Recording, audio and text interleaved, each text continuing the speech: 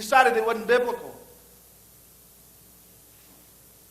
Just wasn't God's plan for us. We decided to get together and to go out into Oconee and beyond and introduce them to Christ.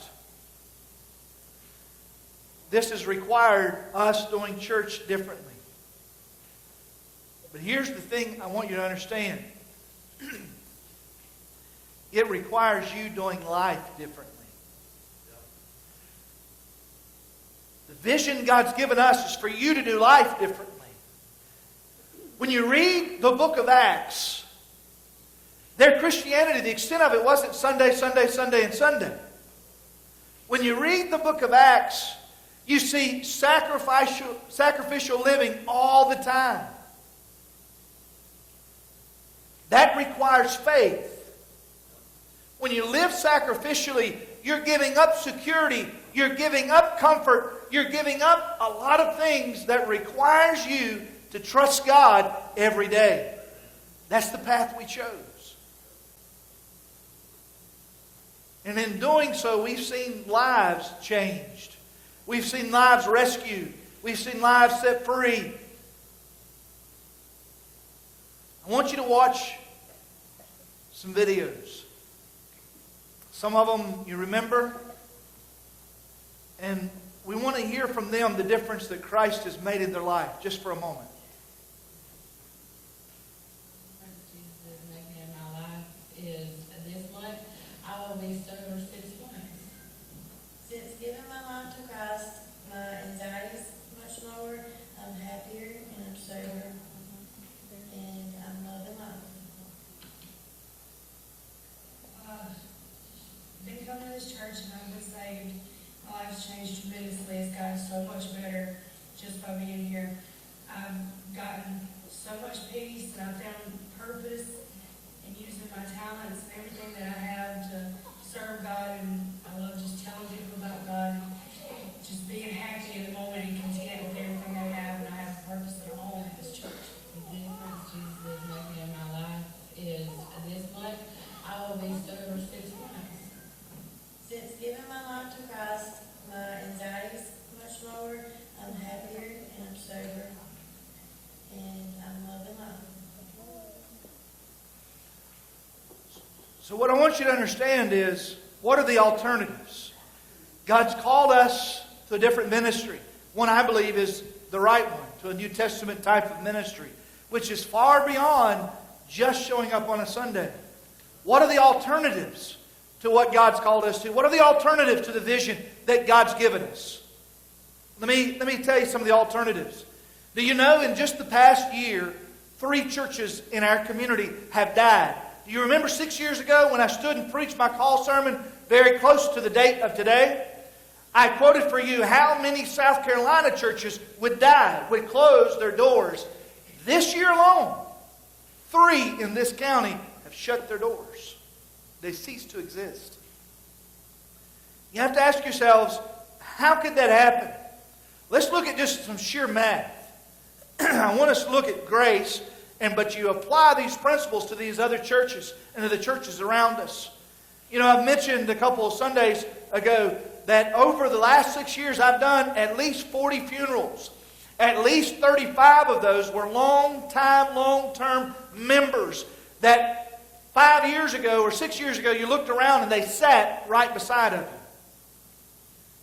But no more. And so, to just focus on coming to church, and not reaching the community, you understand that the attrition rate will eventually catch you. And then you look at the culture in our society. What is our culture?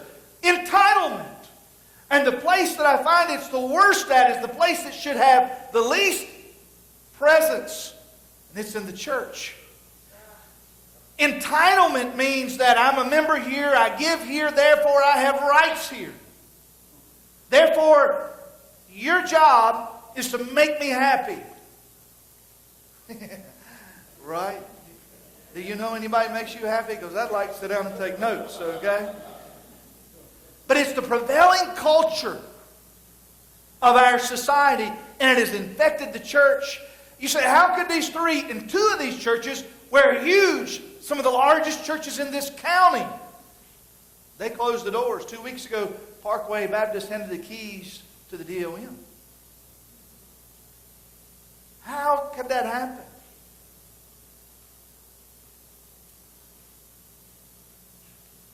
Their focus drifted. You know, in 6 months, some of you here won't be here.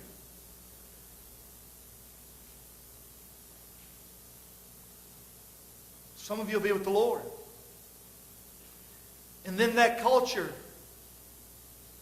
of us getting our needs met. The church was never meant to meet your needs. Only Jesus Christ can do that.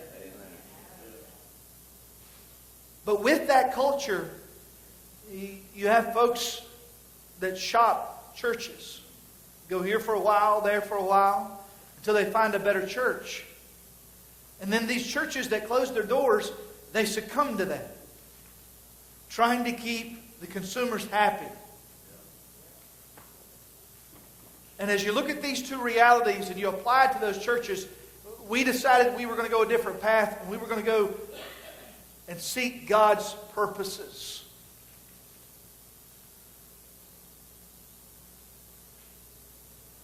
As you look at that, it doesn't take too long to empty. You look at these churches where they're closing the doors. If their only focus was keeping people happy, there's nothing they can do to control people transferring their membership from here to heaven. It doesn't take long to empty, close down a church. But I want you to think about something. It's unbelievable, unimaginable what God will do through us if we decide to focus on Him and follow Him. We chose this different path. We chose to put the gospel above all. I want you to think about something. When I read that quote from Spurgeon, I want you to listen to the vision that I think God's given us. And I believe you do too. Now listen to me. This may explain everything. When you get to heaven, I've heard people say it, and I've heard people write songs about it. Boy, when I get to heaven, I can't wait to meet Moses or so-and-so and so-and-so. Can I tell you something? When we get to heaven, they're going to be telling some of the stories that we read about in the Bible, but they're not going to be talking about what a great man Moses was or what a great man Abraham was. They're going to be talking about how God intervened and how God did something incredible. And when I get to heaven, it's been my goal since the day Jesus saved me and called me in the ministry. And it's the only vision that I can see clearly for this church. When I get to heaven, I want us to have a seat to sit down and tell just as an extraordinary story of how God moved in Oconee County right here in our midst. Because the stories are not about the people. There will be no stories where man-centered stories are allowed in heaven. They're all going to be about how God moved and how great Christ is. I'd like to be able to sit at the table, wouldn't you? And talk about how God intervened.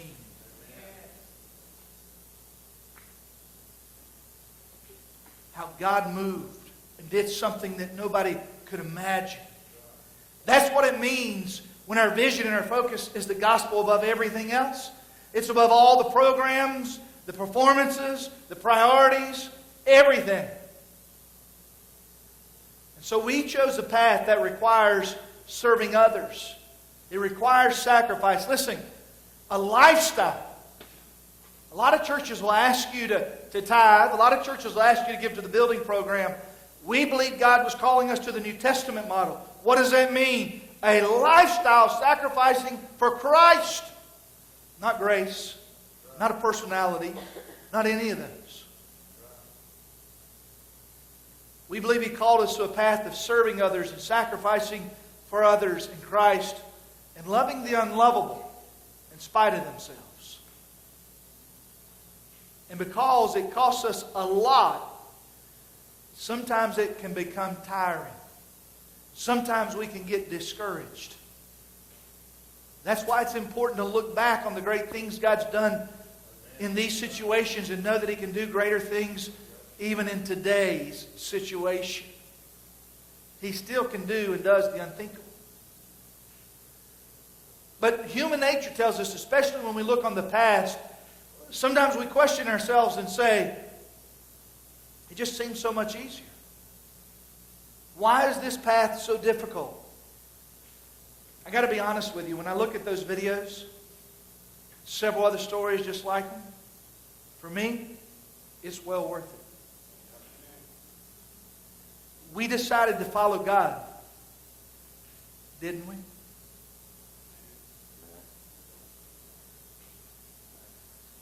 What I want to explain to you is what that means, following God. In our human nature, sometimes we think it is an event. Living a life of sacrificial following the Lord, like in the book of Acts. In the book of Acts, it's a journey, not an event. There's never going to be a place where you arrive where there's not going to be struggles or situations that doesn't require us to trust and obey and follow the Lord. Never. One of the things I'll never forget, two of the greatest leaders I ever knew taught me is you can never coast. There always has to be a tension of where if God doesn't show up, everything's lost. That's the only kind of ministry where we see God move. Everything else we can handle. So let me explain to you a principle that you're given from the life of Abram to Abraham. And it's one that you and I need to learn. When you learn it, even in the midst of the darkest journey or the darkest storm, you know that you might not see Him, you might not hear Him, but you know He's there. When it comes to dreams that God gives us, we call it a Vision Sunday, but the dream God gives us is we all live for something. We've chosen, we believe, to live for the purpose and the direction God's given us. Some live for themselves, some live for a lot of things. But with that, wherever you are in life, this is the way that works. God gives us a dream, and then seemingly there's a death of the dream, and then there's rebirth of the dream. That requires a journey of following God through many situations, circumstances, and trials. So let's look at it. First, I want you to look at a dream for good things. Read with me, if you've got your Bible, or on the screens, Genesis chapter 12, 1 through 4. Now the Lord said to Abram, "Go from your country and your kindred and your father's house to the land that I'll show you, and I'll make you a great nation. I'll bless you and make your name great, so that you will be a blessing." Notice all that God's promising Abraham. He's going to make a great nation. Hey, that great nation was to bless the world. Through that great nation, we received our Savior. All the way through that, the dream was far larger than Abram. But it required him giving up all the comforts of life. Verse 3, "And I'll bless those who bless you, and him who dishonors you I'll curse, and in all the families of the earth shall be blessed." Verse 4. So Abram went. Means he left his family, he left his culture, he left all that he ever knew. Abram was 75 years old when he departed from Haran. Abram was like most of us today. What did he desire? At 75, he had not had a child yet. He desired to live, to pass something on. Particularly in their culture, an heir, a son. That's how you gauge life. That's how you value life. You looked at your heir and you said, "Man, my life matters, and here's why." And at 75 years old, Abram didn't have a son, didn't have an heir, didn't have any reason in his world that day to show people and explain to people that his life mattered. But God came and said, "Listen, I'm not just going to give you a son. through you and through your son, the whole world's going to be blessed. So He desired a son. There's nothing wrong with that. God gives us desires. Is it wrong for us to want to see people in Oconee County come to the Lord? Is it wrong for us to want to see those that need to know the Lord rescued? No. Is it wrong for us to like to see the seats in this place filled up? No. It's not. But Abram had to give everything he had and move. Abram moved 15,000 miles. That's significant. You know, they didn't have cars and trucks and planes and automobiles. That's significant. And so, his faith was more than just an event. It was a journey. It required more out of him. There in verse 7, in the same chapter, listen to what it says about his son. And then the Lord appeared to Abram and said, to your offspring, I will give this land. So he built there an altar to the Lord who had appeared to him. And so Abram believed God. He trusted God. Can you imagine? You need to think about it in your mind's eye.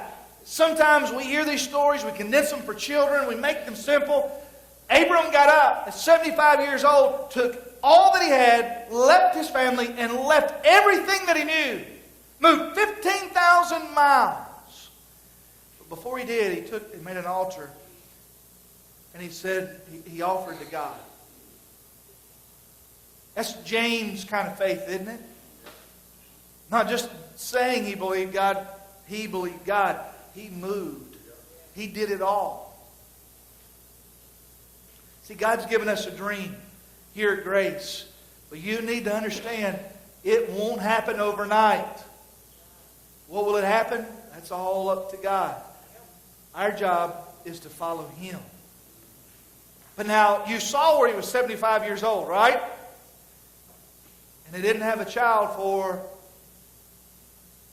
25 years. So Abraham was over 100 years old before he received the promised son. Nobody wanted a son more than Abraham. No one had sacrificed after a son more than Abraham. And there was times of waiting on God that stretched him. Do you realize God stretches us for our benefit?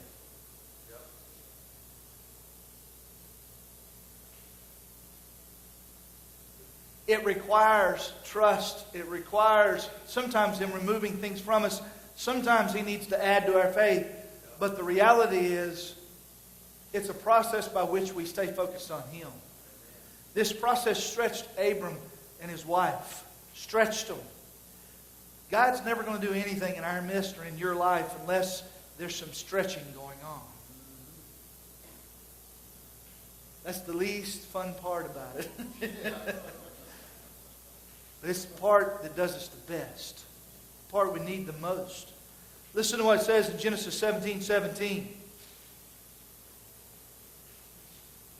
Then Abram fell on his face, as God promises, and he laughed and said to himself, shall a child be born to a man who is 100 years old? Shall Sarah, who is 90 years old, bear a child? And then in verse 18, or chapter 18 rather, there we see, and the Lord appeared to him. This is Jesus, comes to Abraham. By the oaks of Mamre, and as he sat at the door of his tent in the heat of the day, he lifted up his eyes and looked, and behold, 3 men were standing in front of him. When he saw them, he ran from the tent door to meet them and bowed himself to the earth. 25 years has passed since this first encounter. O Lord, if I found favor in your eyes, do not pass your servant. Let a little water be brought, wash your feet, rest yourselves under the tree, while I bring a morsel of bread that you may refresh yourselves. And after that you may pass on, since you have come to your servant. So they said, do as you have said. And Abraham went quickly into the tent to Sarah and said, quick, 3 seahs of fine flour, knead and make cakes. And Abram ran to the herd, took a calf, tender and good, and gave it to the young man, who prepared it quickly. Then he took curds and milk and calf. Sounds good, don't it? And had them prepared and set it before them, and he stood by them under the tree while they ate. And they said to him, "Where's Sarah, your wife?" And he said, "She is in the tent." And the Lord said, "I will surely return to you about this time next year. Sarah, your wife, shall have a son." Now, stop for a second. God's purposes is far beyond our own, isn't it? The vision God's given this church is far beyond any one individual in this place, right? So was it with Abraham. The promise was through the son, which was something to carry out God's blessing, but God's intention was far beyond just the son. Listen to what else happens in the story. Sarah was listening at the door behind him. Now Abraham and Sarah were old, advanced in years, and the way of women had ceased to be with Sarah. And so Sarah laughed to herself, saying, "After I am worn out and my Lord is old, shall I have pleasure?" And the Lord said to Abraham, "Why did Sarah laugh and say, 'Shall I indeed bear a child now that I'm old?' Is anything too hard for the Lord?" Can I ask you a question? As you go through the process that God has for a church of people, it will be difficult. It will be trying. And we tend to get tired and discouraged. So did the rest of them. So did all the great people of God. But what you're seeing here is Abraham looking from our view, God looking from his view. What you see is Sarah, who's tired and weary, who moved, trusted God, believed God, and it didn't immediately take place. She's tired and she's weary, and she's looking at her circumstances saying it's not possible. It's human nature, we do that. We get tired. But then what you see is from God's view. Is anything too hard for God? That's what we have to remember. You see, God gave us a dream. He gave us a vision.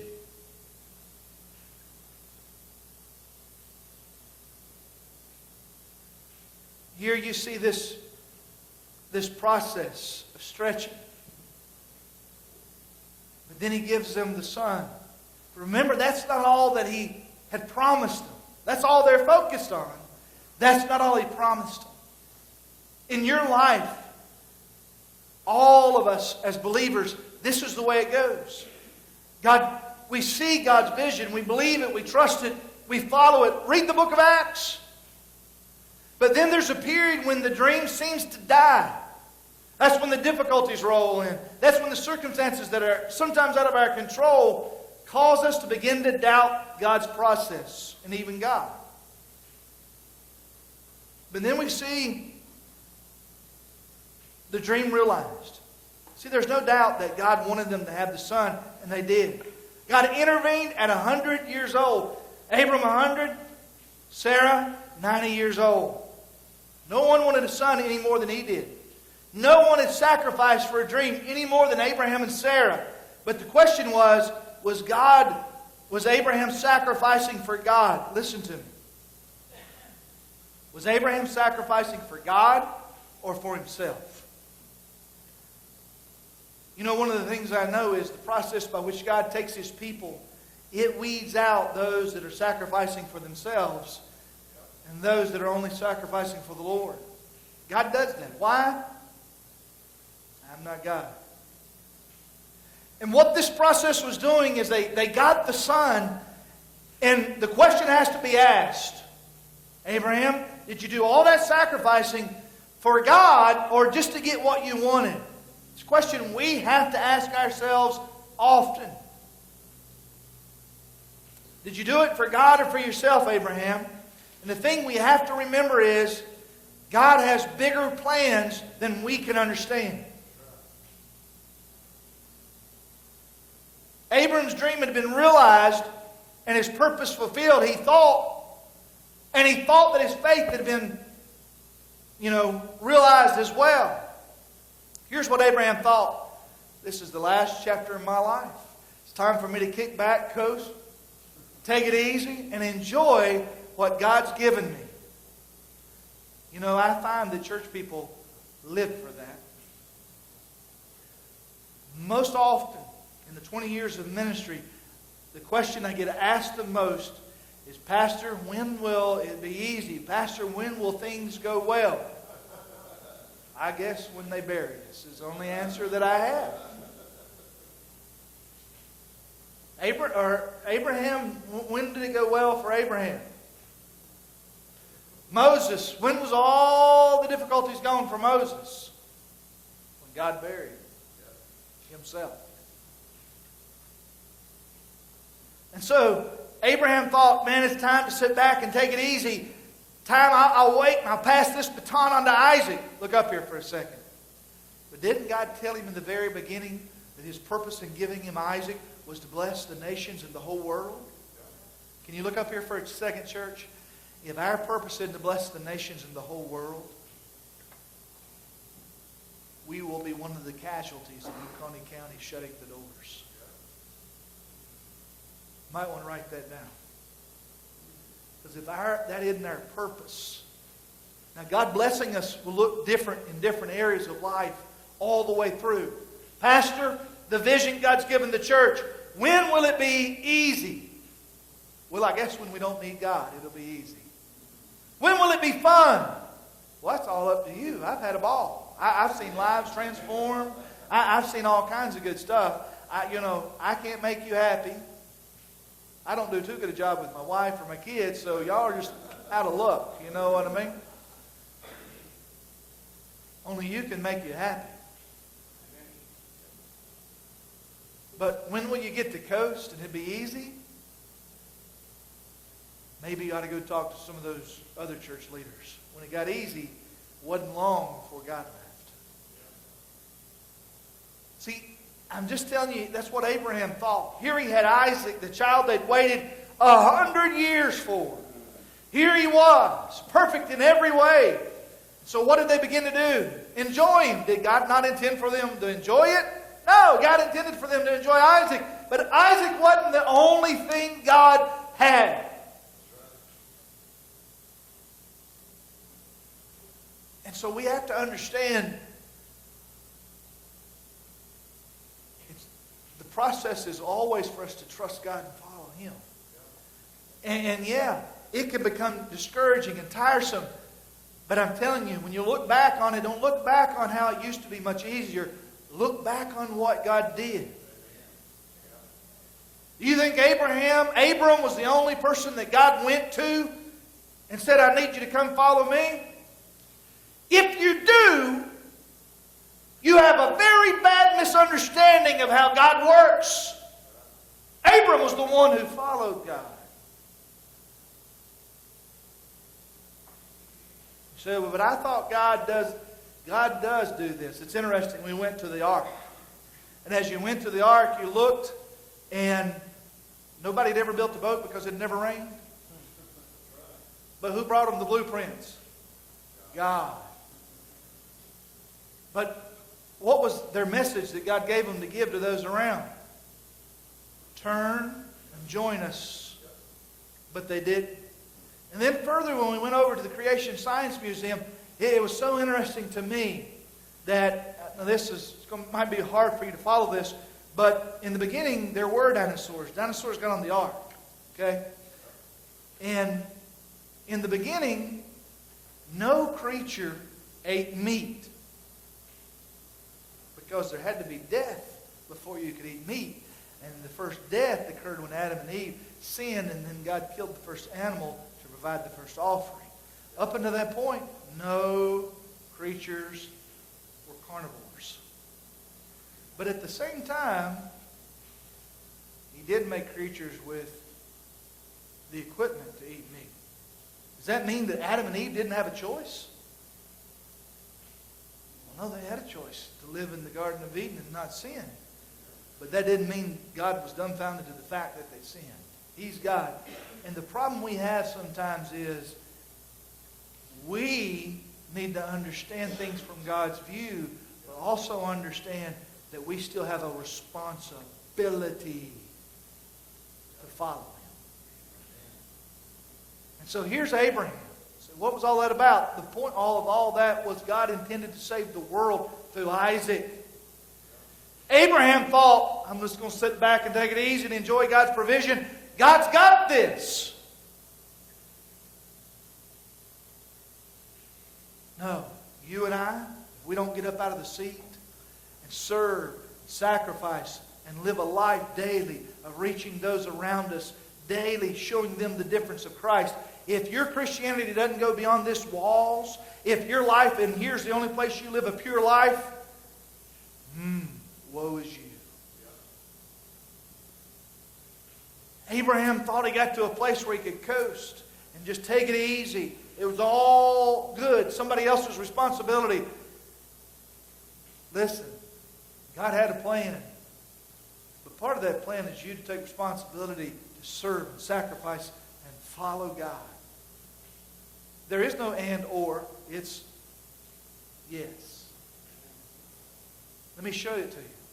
Here's Abraham. He's got Isaac. He's sitting back. He's taking it easy. At this point, I need you to remember this. At this point in the story, Isaac is 18 years old.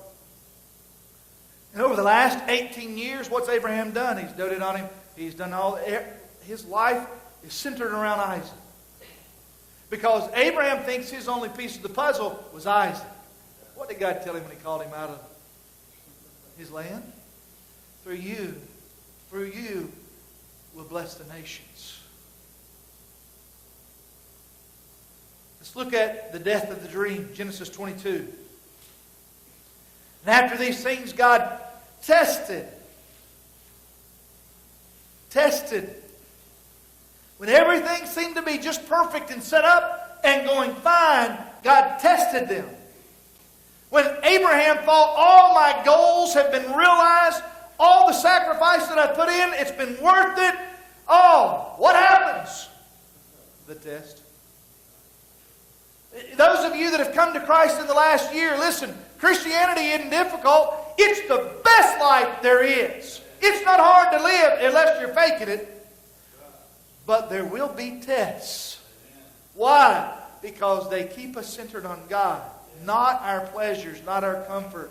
Abraham received God's gift of Isaac, and what is human nature? He takes his eyes off from worshiping God in the altar and he makes Isaac his new God. God has given us bigger plans than we intend to trust Him for. Sometimes He has to stretch us to cause us to refocus, to see Him through. 3 words. God tested. It's the most hated 3 words in the Baptist church I know. All right? God tested. God tested Abraham. Abraham thought this should be happy ever after. It's the part where he thought he could die a happy old man. You know, I see it and hear it all the time in the church. Preacher, church ought to be a happy place. Yep, it should be. But I'm curious, have you read any of the book of Acts? Happy, but not problem-free. Happy. But nowhere will we get to a point where all we do is sit back and take it. I don't care your age, your retirement plan, or your future goals. There's nowhere in life where you can just sit back and coast. But particularly not in the journey with God. In the journey with God. See, God had something else for Abraham to do. This is where most of us miss it. It doesn't mean you have to be on edge all the time. When we say God tested him, it doesn't mean that God meant any harm for him. James tells us that God doesn't mean us any harm. The tests, contrary, are to keep us focused on Christ.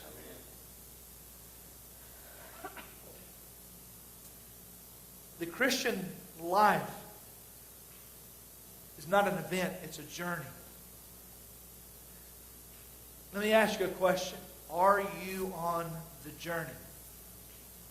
Not are you religious, but are you on the journey? Abraham, he just rounded the corner. He thought that he was, easier times were coming. Listen to Genesis 22. And after these things, God tested Abraham and said to him, Abraham. And he said, Here I am. He said, Take your son, your only son Isaac, whom you love. Go to the land of Moriah and offer him there as a burnt offering on one of the mountains of which I shall tell you. I want you to let that sink in for a second. Do you reckon that Abraham got the wind knocked out of him that day? Have you ever had the wind knocked out of you in life? Your individual lives, you've had the wind knocked out of you. In church life, corporately, we will have the wind knocked out of us. God does that sometimes because we get full of hot air. It's a needed thing.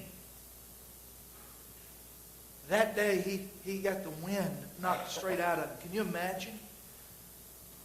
Waiting all that time. Here is his son, 18 years old, which means Abraham's primed him. He's prepared him. He's going to go in and take all that Abraham has. Remember, everything that Abraham is, all of his worth in that society came from an heir. And from everything we read, Isaac was, he was top notch. God said, All right, Abraham, I need you to take him to Mount Moriah, slit his throat. That's how offerings were done.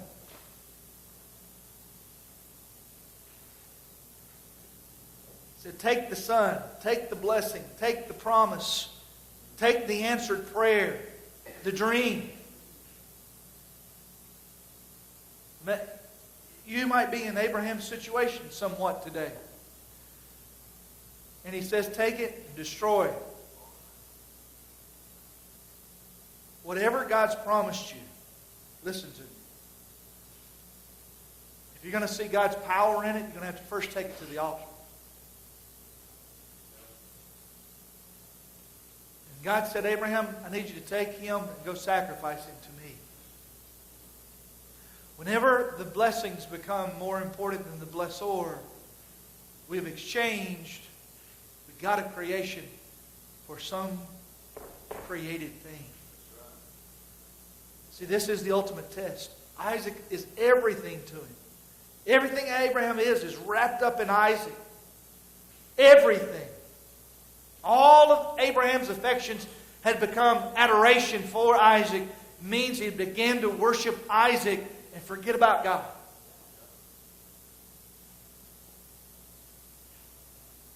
Sometimes God lets the air get knocked out of us to prevent us from going down those paths. Here he was, having to take his own son, put him on the altar. Why? Because he had lost focus. Comfort and ease can be a strong competitor of God. Blessings in life that we say are blessings can become a strong competitor for God's worship if we're not careful. Listen to what he says, the rest of the story.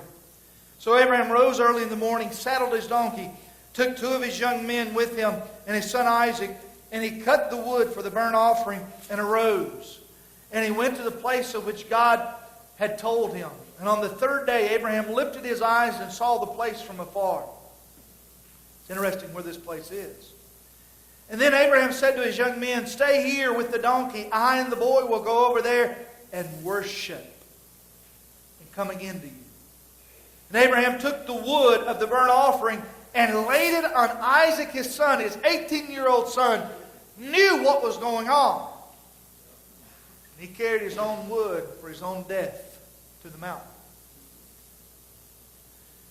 And he took his hand, verse 6, and Abraham took the wood of the burnt offering, laid it on Isaac his son, and he took his hand, the fire, and the knife, and so they went both of them together. Isaac went willingly.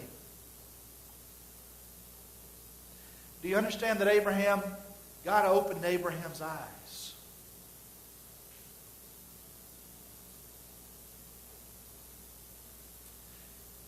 And they went together, verse 7, and Isaac said to his father Abraham, my father. And he said, here I am, my son.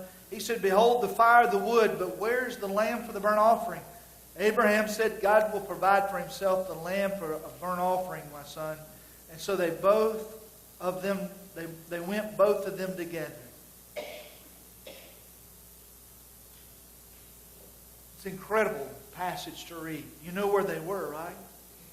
They were on the same mountain which Jesus would hang on not too far in the future.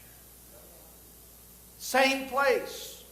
Same mountain. It was the land of promise that God had given them. And here is the son of promise. But what we have to understand is our lives, this vision that God's given us, it must first start in your home. It must first start in your own worship at home. And then us together, we have to understand it's bigger than us. It's God's house. And sometimes God has to redirect our attention and remind us that when we're in heaven and we tell the tale of what God did here, there won't be any other heroes other than Him. In your own lives, if you're wondering, why did God allow the wind to get knocked out of me? It's for your own good. There was nothing special about Abraham or Isaac. What was special was their God. And they had begun to turn his attention from his God. As you think through this story, I think it's pretty incredible. Think through, he took him to the very mountain which Jesus would hang on a cross and die. Do you know why? In Exodus 22 it tells us, in their culture, the firstborn was incredibly important. And for every firstborn in the Hebrew and Jewish culture, there had to be what? You read it, right? A sin offering. An offering for the firstborn. Remember when Jesus was born, they took two turtle doves? Why was that? Because all that was in that family was placed on the shoulders of the firstborn. All their hope for the future. Everything was placed on the firstborn. And God required a sin offering. Why? Because there was a sin debt. Do you see what's going on here?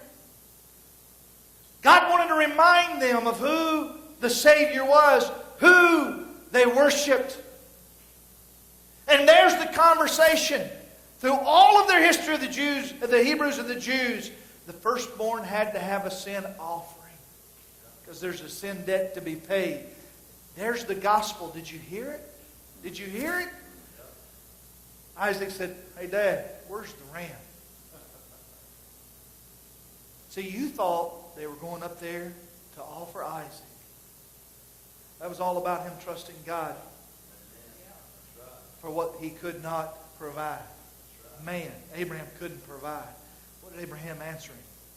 God will provide. That's the gospel.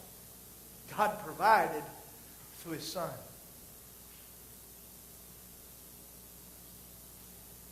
You understand? Real faith in Jesus Christ that changes you. It's not about lip service or repeating some prayer or getting dunked in a tank.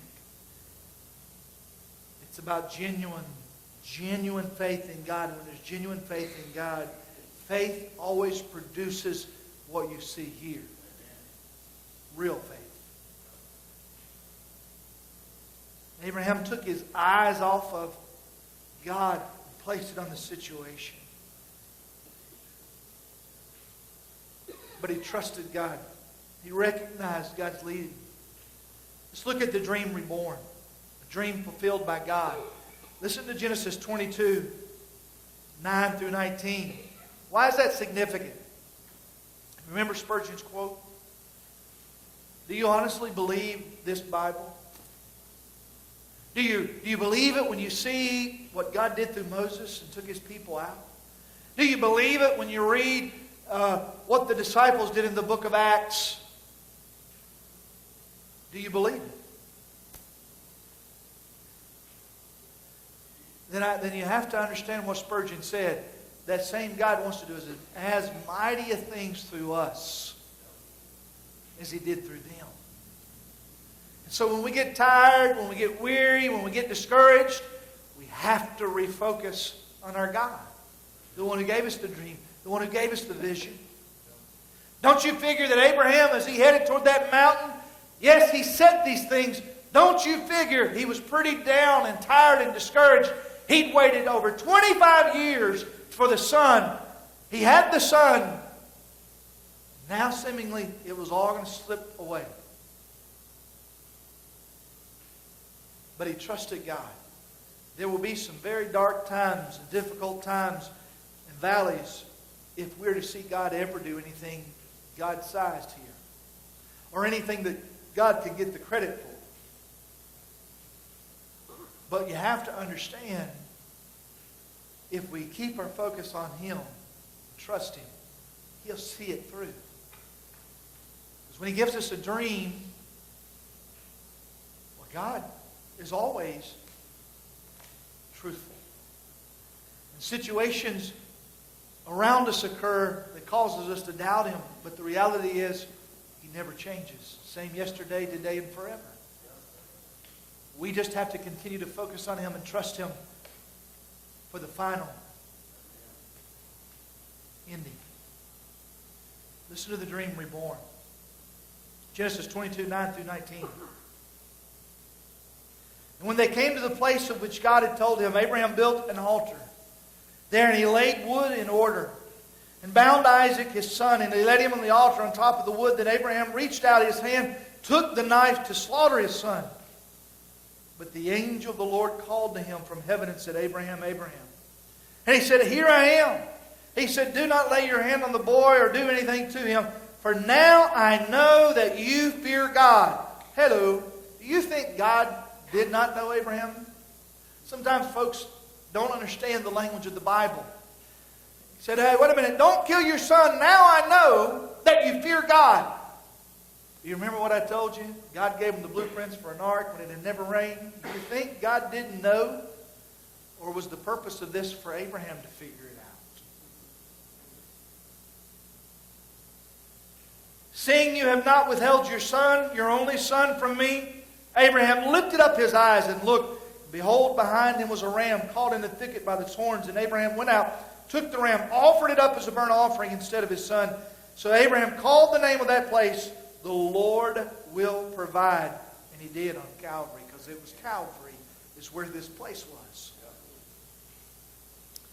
As it is said today, on the mount of the Lord it shall be provided.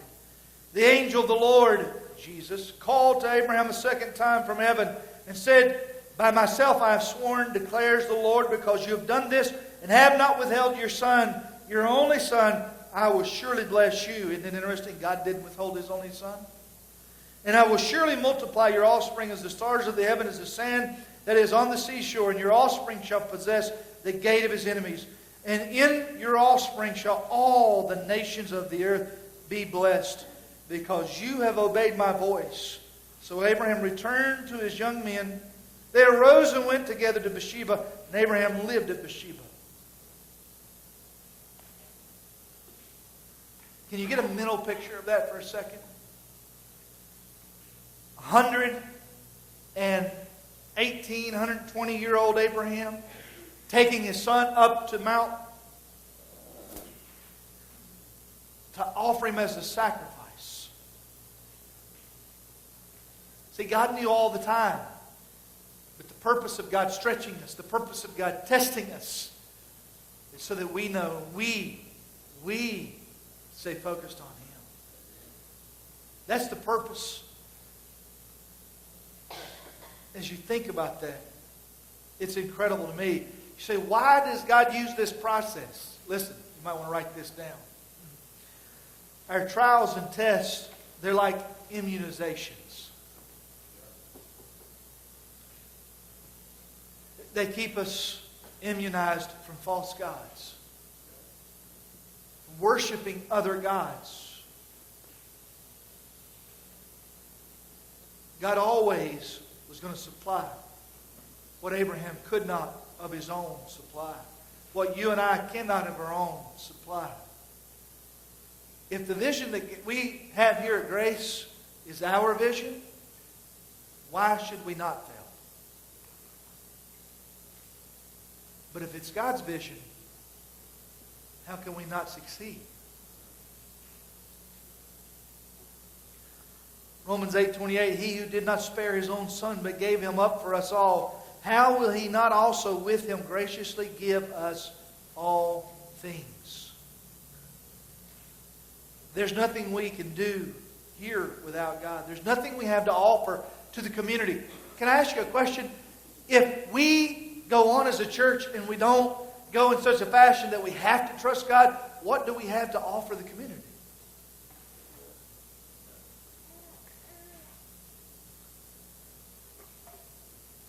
Nothing.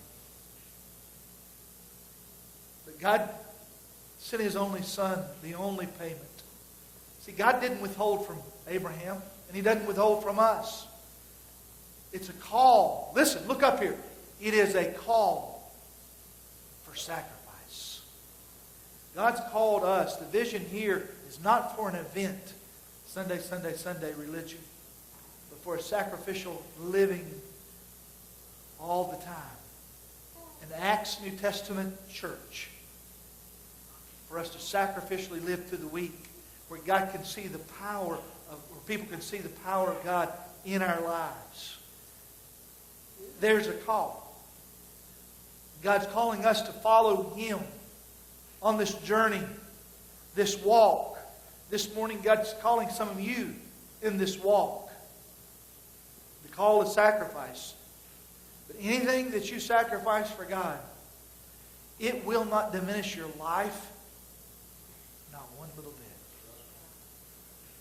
If we as a church are to see the dream that God's given us come to fruition, to be a different kind of church, one the community can't live without, we have to take this walk. We have to focus and worship only Him. What does that look like? Why don't you come walk with me and find out? So this morning, in just a few minutes, I'm going to ask you to come to the altar. Surrender your heart to God. Take this walk. This week, you're going to hear about a prayer ministry they're going to be starting. I'm going to be asking you, challenging you to take this walk. The first thing is I'm going to be asking you to be intentional. Sign up for 15 minutes out of a week. But you need to let us know when you're going to sign up for it, and then I'm going to be sending you information of specifically what we need to be praying for. This is not going to be like the prayer list that goes out during the week. This is going to be specifically praying for these things. It's going to be the pastor's prayer partners. We're asking you to intentionally say, Pastor, at this time, I'm going to give God these 15 minutes in prayer.